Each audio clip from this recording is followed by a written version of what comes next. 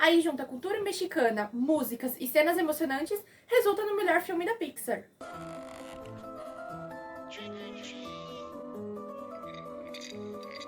Viva, você deixou o like, isso que eu chamo de festa! Oi, meus ceguinhos, eu sou a Lili, sejam bem-vindos a mais um vídeo do meu canal. Hoje a gente vai falar de um dos meus filmes favoritos da Pixar, se não o favorito, na verdade, Viva, a Vida é uma Festa. Um filme original da Disney/Pixar, que foi lançado em 2017 nos Estados Unidos e aqui no Brasil em 2018, que conta a história do Miguel e da sua família. Gente, esse com certeza é um dos meus filmes favoritos da Pixar, sem dúvidas. Logo no começo do filme, o Miguel narra a história da família dele, e aí ele vai contando a história da tataravó dele, na verdade, a Amélia, que tinha uma filha e um marido, e o marido dela era um músico famoso.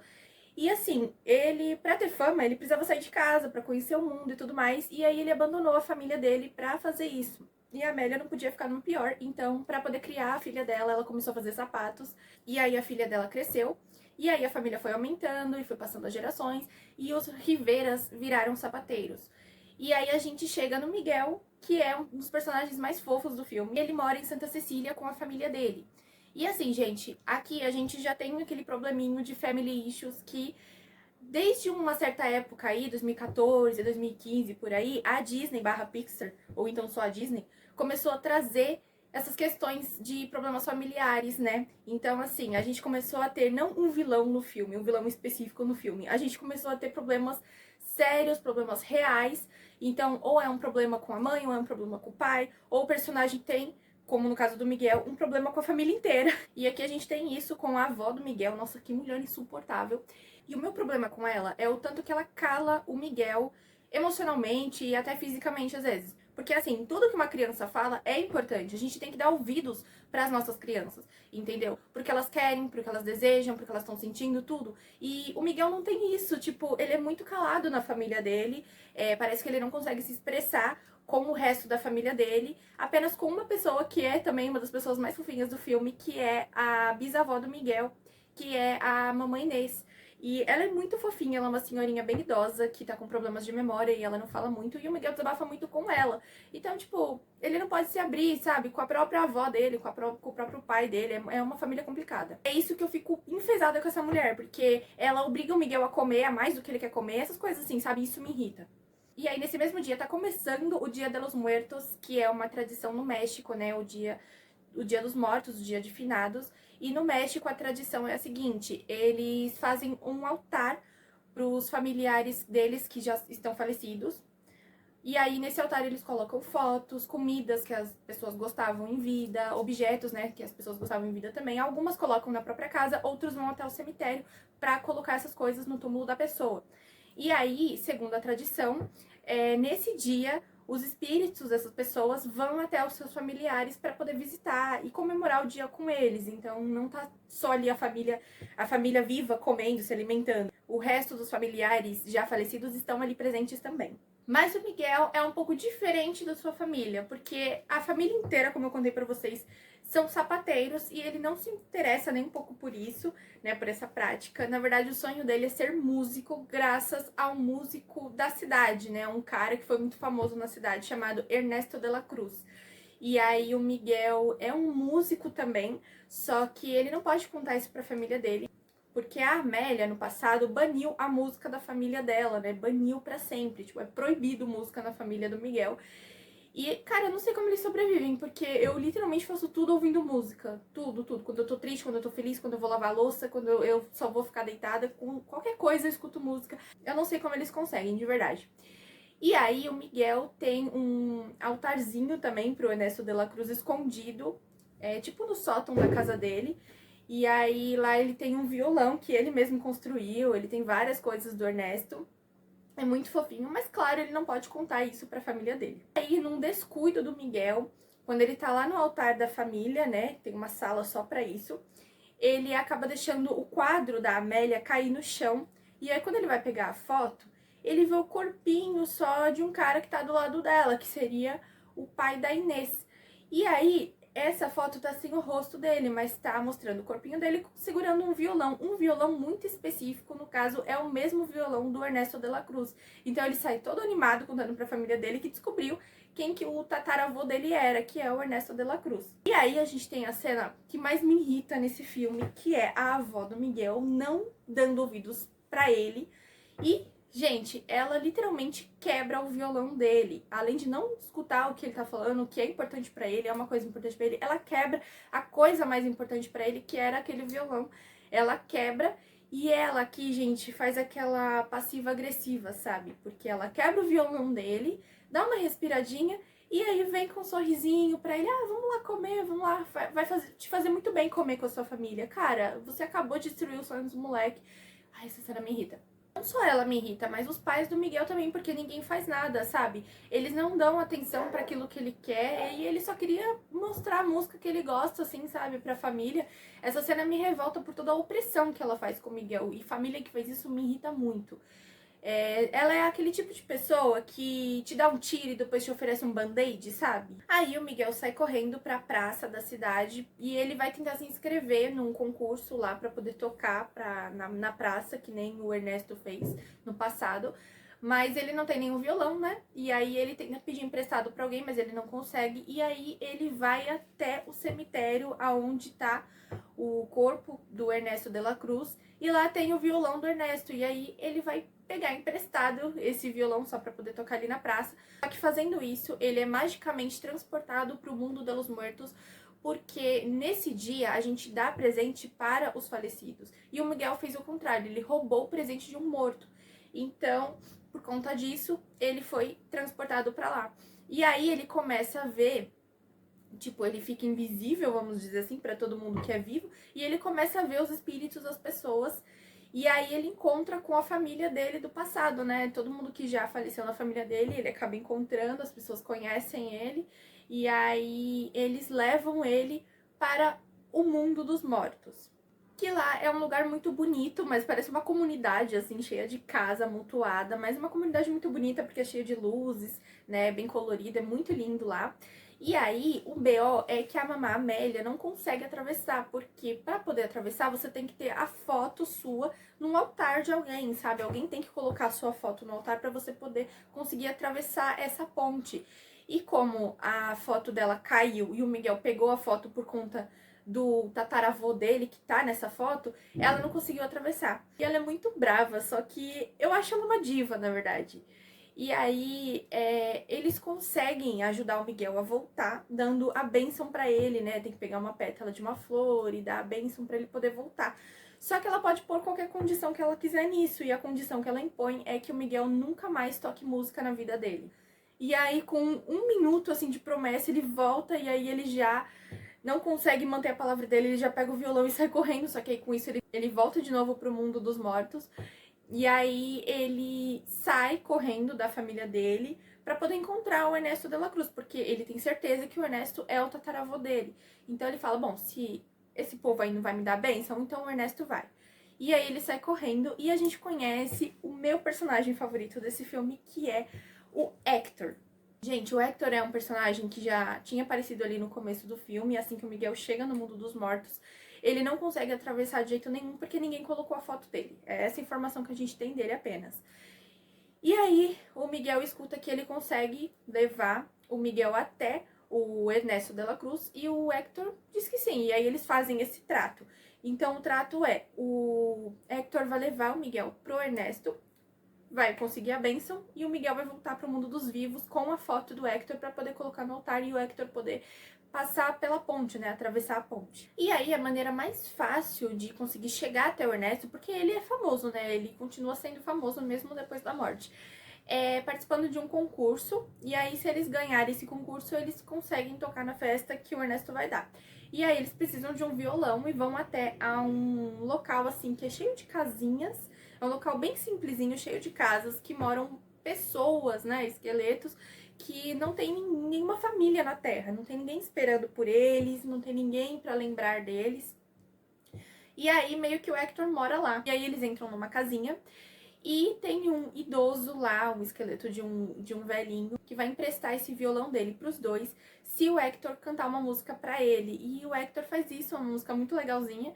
E aí, logo depois dessa cena, o tiozinho acaba se desfazendo em pó e acaba sumindo. E aí o Hector conta pro Miguel que é isso que acontece quando não tem mais nenhuma pessoa no mundo dos vivos que se lembre daquela pessoa. Então ela deixa de existir naquele mundo dos mortos. Eita, pesei o clima agora. E aí a gente tem a apresentação musical do Miguel, que canta uma música chamada Um Pouco Louco, que é muito bonitinho os dois juntos. Eu achava que o Hector cantava junto, só que depois quando eu fui reassistir eu vi que ele só dança ali junto com o Miguel e é muito bonitinho. E aí, gente, logo em seguida eles acabam brigando, porque quando eles se conheceram, o Miguel tinha falado que não tinha nenhuma família ali na cidade do mundo dos mortos. E aí ele mentiu, né, pro Hector.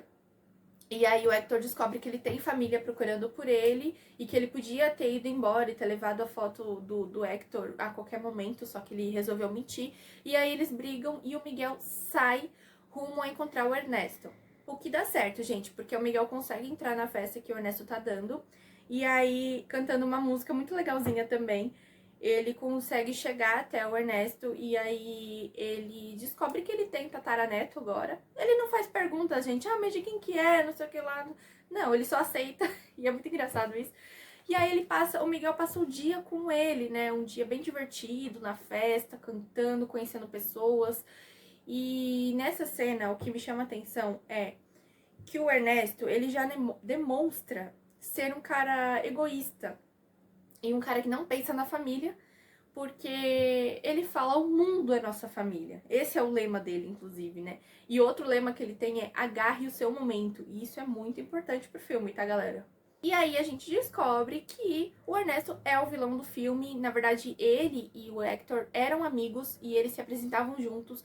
Mas assim, eles se apresentavam juntos cantando as letras do Hector. Então o Hector que era o compositor. E aí o Hector sentiu muita saudade da família dele e quis ir embora. E para poder pegar e roubar as músicas do Hector, o Ernesto acabou envenenando o nosso colega Hector. Cara, e essa cena da descoberta é um baque tanto pra gente quanto pro Miguel, que fica chocado. Então, assim, cara, nunca conheça seus ídolos, né?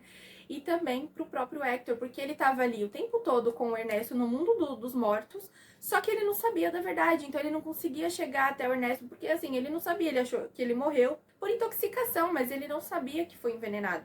Então ele não conseguia nem se vingar do cara. E o Ernesto manda o Hector para ficar preso numa caverna, e ele manda o Miguel também, se revelando como o vilão do filme, e mais uma vez ele fala aquela frase: agarre o seu momento, galera. E aí nessa cena da caverna acontece mais uma revelação, que eu não sei se vocês já, né, captaram que era isso. Eu confesso que eu só fui perceber mais ou menos quando eu tava indo pra metade do filme, que passou assim pela minha cabeça. E a gente descobre que o Hector, na verdade, é o tataravô do Miguel, numa cena muito bonita, que ele revela que a música Lembre de Mim, que é a música mais famosa do filme, ele escreveu pra Inês e ela tem um tom mais melancólico, um tom mais triste. O Ernesto roubou essa música, só que ele cantou pro mundo de uma forma assim, tipo, lembre de mim, né, gente? Lembre de mim mesmo depois quando eu partir, porque eu sou foda, entendeu? Ele criou uma nova versão pra essa música. E aí a gente vê essa cena como se fosse um flashback do Hector.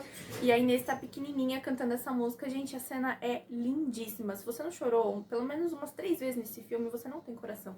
Gente, o Miguel, ele tem um cachorro de estimação. E eu digo tem, porque na verdade ele é um cachorro que mora na rua e o Miguel alimenta ele de vez em quando e ele vive atrás do Miguel. Ele chama Dante, ele é muito fofo e ele é de uma raça típica do México, né? Tem muitos cachorros desses no México, que é aquele cachorro sem pelo. E o Dante, ele consegue atravessar a ponte junto com o Miguel. E a gente descobre que o Dante, na verdade, é um alebrije, que é tipo um guia espiritual. Também tem essa tradição no México dos animais serem guias espirituais para nós. E aí o Dante é o alebrije do Miguel. E aí eles conseguem fugir da caverna com a ajuda da Amélia, né, que veio com o alebrije dela e consegue salvar os dois, tirar os dois da caverna. Para vocês entenderem, gente, o Hector é o ex-marido da Amélia, tá? Isso é importante. E aí nós chegamos no confronto final, que é todo mundo, toda a família ali do Miguel, que estão falecidos, né, os espíritos, os esqueletos, irem pro show que o Ernesto vai fazer. Por quê, gente? O B.O. é o seguinte: A Inês, ela deve estar com Alzheimer, não sei, alguma coisa assim, porque ela tá esquecendo do pai dela, ela tá esquecendo de como que ele era, do rostinho dele, ela tá esquecendo que ele existiu. E isso tá fazendo o Hector morrer pela segunda vez, né, vamos dizer assim. E aí, ele tá desaparecendo, ele vai desaparecer a qualquer momento se a Inês esquecer dele. Então eles precisam ir até o Ernesto para poder pegar a foto e o Miguel levar para o mundo dos vivos de novo para poder colocar no altar e fazer o Hector não desaparecer. E aí a gente tem uma das cenas mais icônicas, que é a nossa diva Amélia cantando uma música, e ela canta muito bem, mano. A gata arrasa, eu adoro essa música. Ela acaba cantando ali no palco, que é pra poder fugir do Ernesto, e aí logo em seguida eles conseguem desmascarar o Ernesto na frente de todo mundo, conseguem fazer ele confessar que ele matou o Hector e roubou as músicas dele, e logo em seguida ele ainda joga o Miguel do penhasco, então todo mundo vê isso no show. Mas aí o Miguel consegue sair dessa, só que ele perde a foto do Hector, né? A foto acaba voando. Só que ele precisa voltar, porque o tempo dele tá acabando. Porque ao amanhecer, gente, o dia dos mortos vai acabar e o Miguel vai ficar preso naquele mundo ali pra sempre, né? Tanto que o corpinho dele já tá ficando transparente, já tá dando pra ver os ossinhos. E aí a gente tem uma das cenas mais tristes, né? Porque o Hector tá ali tremendo, logo logo vai desaparecer e o tempo tá acabando e eles não têm a foto, e dá um desespero na gente. Só que aí o Miguel faz uma promessa de não deixar a Inês esquecer o Hector, e aí ele volta pro mundo dos vivos, sai correndo e vai direto na mamãe Inês. Ele tenta fazer ela se lembrar dele, né, só falando do Hector pra ela. E aí a família dele entra, e aí a gente tem simplesmente a melhor cena do filme. O Miguel cantando Lembre de Mim junto com a mamãe Inês. Ele começa a cantar Lembre de Mim, na verdade, pra fazer ela lembrar do Hector, mas aí ela acaba lembrando realmente, e aí ela canta junto com ele. É muito fofinho, gente, cara, sério, me acabei de chorar nessa cena, me acabei.